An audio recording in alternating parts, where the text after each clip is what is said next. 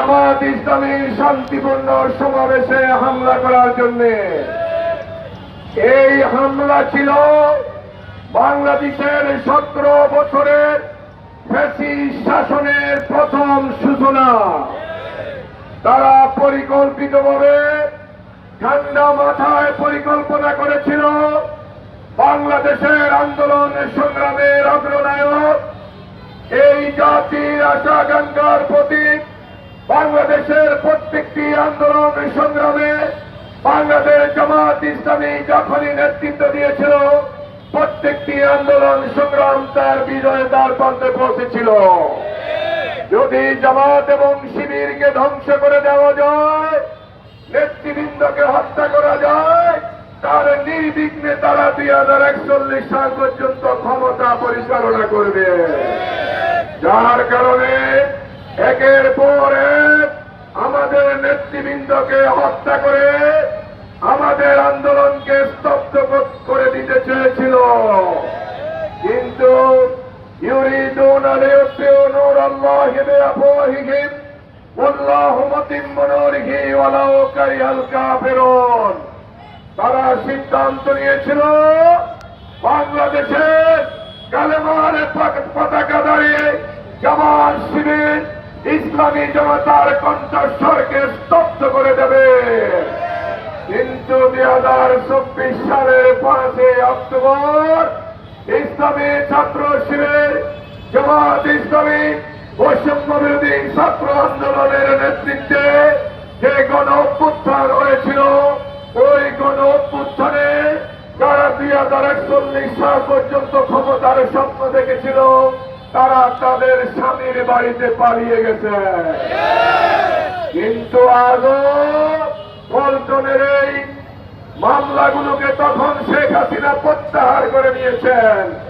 কিন্তু আজকে দুর্ভাগ্যজনক হলেও সত্য, 28 অক্টোবরে খুনিদের আজও বিচারের মুখোমুখি করা হয় নাই।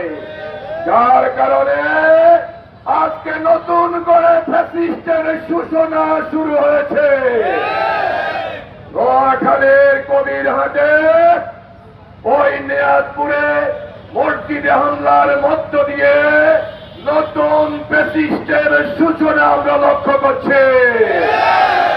28 অক্টোবরের যে সমস্ত ভাইদেরকে খুন করা হয়েছে, ওই সমস্ত ভাইদের সাথীরা বেঁচে থাকতে, জামাত শিবির তৌহিদি জনতা বেঁচে থাকতে এদেশে আর কোন ফ্যাসিস্টের জন্ম হতে দেওয়া হবে না।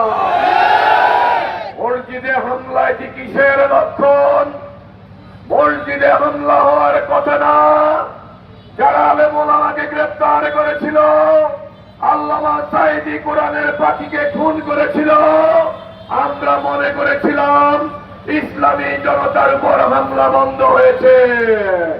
কিন্তু আমরা কি লক্ষ্য করলাম?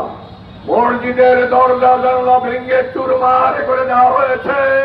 মসজিদের ভিতরে থেকে মসজিদে যিনি দর দিচ্ছেন, ওই হুজুর উপর, ওই তৌহিদি ছাত্র জনতার উপর নির্মম হামলার মধ্য দিয়ে সারা বিশ্ব আজকে নতুন করে আরেকটি ফ্যাসিস্টের জন্ম তারা লক্ষ্য করছে, ঠিক কিনা? 28 অক্টোবরে 8 জন ভাই শহীদ হয়েছেন। 14 ফেব্রুয়ারি 8 জন ভাই শহীদ হয়েছেন। সারা বাংলাদেশে জামাত শিবিরের 5 শতাধিক নেতা কর্মী শহীদ হয়েছে। 11 জন শীর্ষ নেতাকে ফাঁসি দেওয়া হয়েছে। এর মধ্য দিয়ে যারা দুঃস্বপ্ন দেখেছিল ইসলামী আন্দোলনকে চিরতরে নস্যাৎ করে দেবে, তাদের দুঃস্বপ্ন আজকে দুঃস্বপ্নেই পরিণত হবে। আগামী দিনে কৃষক, শ্রমিক, বাংলাদেশের অবহেলিত সর্বস্তরের কৃষক, শ্রমিক, হোটেল শ্রমিক, সিএনজি শ্রমিক, সর্বস্তরের মানুষ আগামী দিনে দাড়ি পাল্লায় ভোট দেওয়ার সিদ্ধান্ত নিয়েছে। এই জাতি আর কোন সন্ত্রাসী, চাঁদাবাজ, টেন্ডারবাজ, মসজিদে হামলাকারী, মসজিদে কথা বলতে গেলে আজকে নতুন করে বাধা সৃষ্টি হচ্ছে, ঠিক কিনা? এই বাধায় যদি মানতে চায় না, শাহজালাল, শাহ মাকদুম, খানজাহান আলীর এই বাংলাদেশে, এদেশের 90% মুসলমান মসজিদ নির্মাণ করা হয়েছে কোরআনের কথা বলার জন্য, ঠিক কিনা? এই কোরআনের পথে যারা বাধা দিয়েছে তারা পার্শ্ববর্তী দেশে পালিয়ে গেছে। নতুন করে বাধা দেওয়ার চেষ্টা করবেন না। আগামী দিনে আমরা লক্ষ্য করছি টেকনাফ থেকে তেতুলিয়া, রূপসা থেকে পাতুলিয়া, সিলেট থেকে সুন্দরবন, সবার একটি আওয়াজ একবার আমরা জামাত ইসলামীকে দেখতে চাই, ঠিক কিনা? এবার আমরা পাল্লা মার্কায় ভোট দিয়ে আগামী দিনে সন্ত্রাস, চাঁদাবাজি, খুন, রাজধানী চিরতরে কবর রচনা করতে চাই। এই জন্য শহীদদের সাথীদেরকে মাথা ঠান্ডা রেখে ধৈর্যের সাথে, সহনশীলতার সাথে প্রত্যেকটি ঘরে ঘরে আমার বাপ ভাইদের কাছে, আমার কৃষক শ্রমিকের কাছে গিয়ে গিয়ে আগামী দিনে একটি ন্যায় এবং ইনসাফ ভিত্তিক সমাজ প্রতিষ্ঠার জন্য আমাদের অতন্ত্র প্রহরীর ভূমিকা পালন করতে হবে। কোনোভাবে আমাদের উত্তেজিত হলে চলবে না। আমাদের মাথা ঠান্ডা করে আমরা মানুষের সমর্থন নিয়ে আগামী দিনে বাংলাদেশে আল্লাহর আইন সব লোকের শাসন প্রতিষ্ঠা করতে চায়। তেমনি ভাবে নবী মুহাম্মদ রাসূল সাল্লাল্লাহু আলাইহি ওয়াসাল্লাম আল কোরআনের ভিত্তিতে একটি সুন্দর সমাজ নির্মাণ করেছিলেন, ঠিক কিনা?